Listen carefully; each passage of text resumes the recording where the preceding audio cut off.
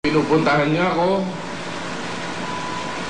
Pumupunta siya kay Jinggoy para ayusin ang problema namin.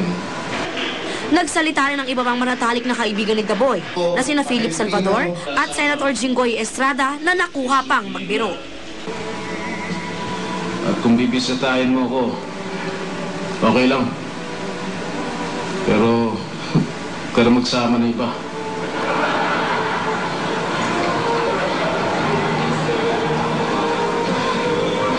At kung pwede, mag-text ka muna para hindi naman ako mabigla. Nag-alay rin sila ng awitin para kay Daboy. Nasa'yo, kaibigan, at hanggang muli. Kaibigan na mahal ay naming sal.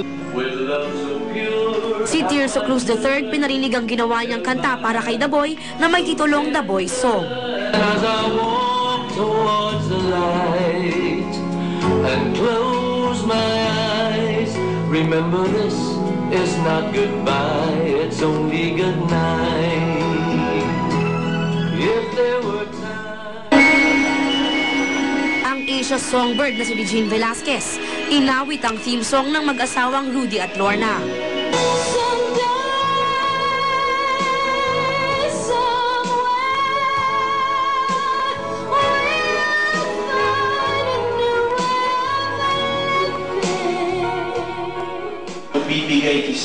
Nagbigay rin ng kanya-kanyang mensahe ang mga anak ni Rudy na sina Mark Anthony, Ralph at Renz. Papa, napakaswerte kong tao para maging anak mo, Papa. At pinapangako ko sa iyo na magiging magaling ako at aalagaan ko si Mama. Ang pinakahuling nagsalita ay ang byuda ni Daboy na si LT na nagpaalam sa kanyang mahal na asawa. Babe, I love you so much.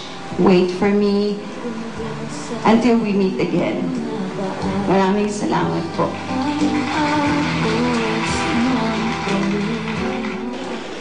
Bago matapos ang necrological service, binigyan ng parangal si Daboy ng mga kapwa-artista sa pangunguna ni Pagsanhan Laguna Mayor E.R. Ejercito. Pagkilala ito kay Rudy na pinakamatagal na naging pangulo ng KAPP o kapisanan ng mga artista ng pelikulang Pilipino. Binigyan ng standing ovation si Daboy at ang kanyang pamilya habang tinatanggap ang parangal. Aubrey Carampel, Nakatutok, 24 Oras. Mga kapuso, may contact na ang mga negosyador sa